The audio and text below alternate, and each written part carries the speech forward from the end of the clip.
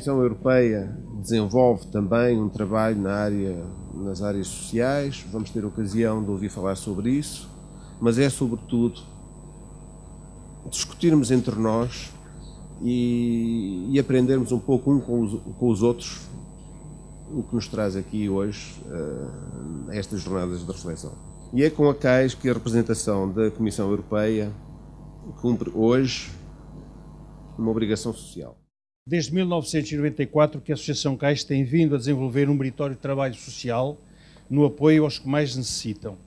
Mas tendo em conta a situação de fragilidade económica e social que atravessamos atualmente, há todo um projeto de integração social que é crucial reforçar e potenciar ainda mais, e é nesse sentido que vamos continuar a trabalhar numa intervenção permanente, numa busca constante de soluções para problemáticas que afetam a dignidade humana, num combate contínuo contra a perda de cidadania.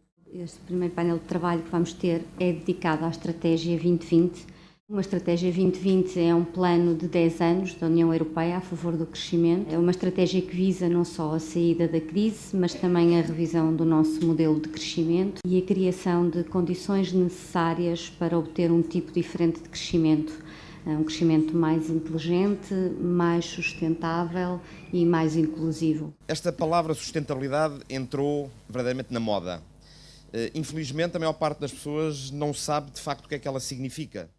Esta ideia da sustentabilidade, do desenvolvimento sustentável, já vem de longe, já tem mais de 40 anos. Praticamente não há nenhum recanto do planeta que não tenha sido profundamente alterado pela humana. Só podemos falar a sério de sustentabilidade se simultaneamente garantirmos estes três pilares. O pilar da sociedade, as nossas soluções, as nossas decisões, as nossas políticas têm que ser socialmente equitativas, têm que ser aceitáveis para as pessoas. Elas têm que ser ambientalmente sustentáveis, isto significa não destruição de recursos.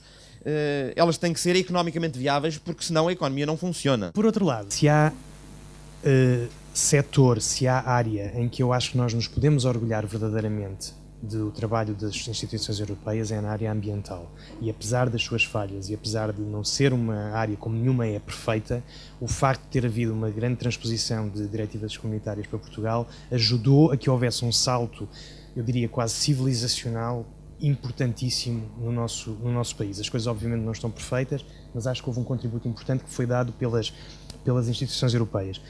E mesmo em relação à PAC, que de certa forma também terá contribuído perversamente para alguns dos problemas que temos hoje, também há uma certa abertura, nomeadamente para recompensar aquilo que se falava da produção de bens públicos por determinado tipo de solos e de pensar outras formas de recompensar o trabalho de quem tem o dever ou a oportunidade de manter o território útil e preservado para o uso de todos. A escola já não tem capacidade para atuar no seu interior. E então cria políticas de segurança.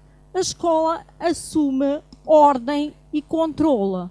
A escola inclui os indivíduos, mas ao incluir, está a excluí-los.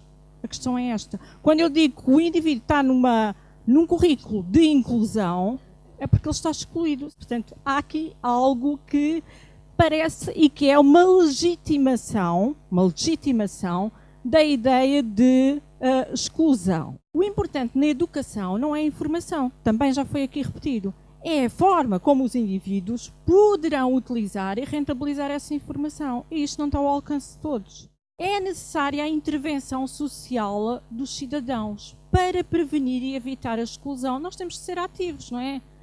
E a educação passa por desmistificar os tabus ideológicos e políticos, passa pelo respeito mútuo, passa pela cooperação e pela rejeição da doutrinação. Mas isto agora tem o outro lado da medalha. As pessoas só conseguem fazer isto se, de facto, tiverem cultura suficiente para o fazer.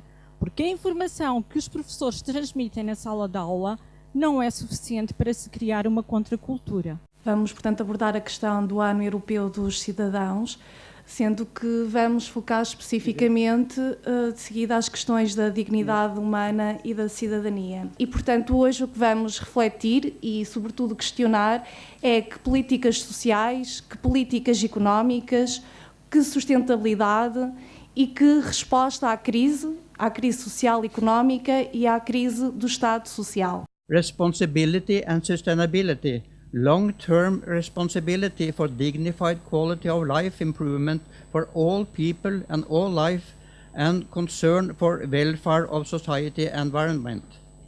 Moderation, temperance and humility with a balanced leader behavior, and it's so that everybody can be an ethical leader. We have what we call integral design for making sustainability and dignity a reality in our lives and our society. Nós estamos em cerca de 60 países do mundo. Em Portugal temos uma organização que trabalha há cerca de 20 anos, mais concretamente com mais intensidade há cerca de 15 anos esta parte, sobretudo com populações migrantes, com imigrantes económicos. Estas duas dimensões, a forma como retiramos direitos e a forma como detemos e prendemos pessoas, de forma até com os melhores, muitas vezes, com justificações burocráticas, não é? São aspectos que nos preocupam. Temos procurado apontar caminhos, alternativas à detenção, alternativas à destituição, isto é, que haja mínimos garantidos para qualquer pessoa no espaço europeu. A cidadania social se fundou sobre o trabalho, esta coisa que não existe numa era de desemprego. Mas fundou-se sobre o trabalho assalariado, ora, sobre o emprego, porque trabalha há muito, mas esta relação que se estabeleceu através do contrato, através do salário, a questão do trabalho assalariado, esse tipo de trabalho que concede então esta condição de cidadania, que concede aos trabalhadores a possibilidade de participar, quer socialmente, quer economicamente, na vida da comunidade do país. A verdade é que também não têm sido desenvolvidas políticas sociais de fomento, por exemplo, ao emprego, que sejam adequadas às necessidades, nem às necessidades do mercado, nem às necessidades e à realidade também dos trabalhadores. É necessário criar um novo contrato social, um novo pacto social, não só fundado na relação entre capital e trabalho, mas chamar a comunidade, chamar os atores locais, chamar os movimentos sociais, chamar os sindicatos. Tem que haver aqui, de facto, um olhar diferente para este problema que é o emprego. Não é só o desemprego, é o emprego. O objetivo primeiro do Estado de Direito é identificado como a criação e a manutenção de uma situação jurídica materialmente justa, tendo como pedra de toque a dignidade do homem como pessoa. É dominada por uma ideia de igualdade. Por isso, diz-se, o mesmo princípio do Estado de Direito impõe que as leis sejam instrumentos de realização do bem comum. A IAPN Portugal tem defendido que a pobreza constitui uma grave violação dos direitos do homem e uma negação da sociedade democrática. Em variedíssimos momentos, também temos defendido que a pobreza ofende a dignidade da pessoa humana, atenta contra o direito à vida e impede o exercício da liberdade. E, nesse sentido, constitui uma grave ameaça à participação, à democracia e à paz social. A cidadania empresarial, enquanto conceito e enquanto realidade, desenvolve-se, pois, nesta perspectiva de uma sociedade em que a adversidade é crescente e não vale a pena escamotear.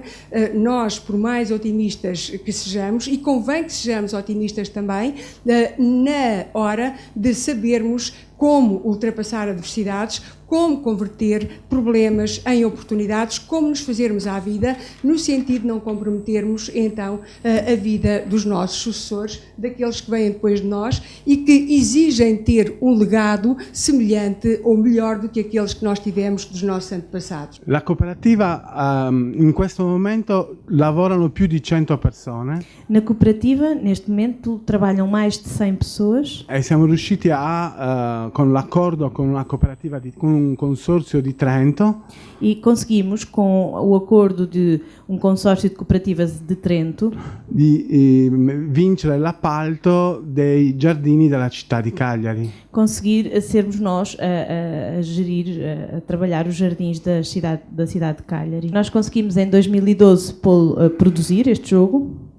Abbiamo fatto 1000 copie. Fizemos 1000 cópias. E l'obiettivo nostro è prendere la staffetta dal gioco dei Monopoli.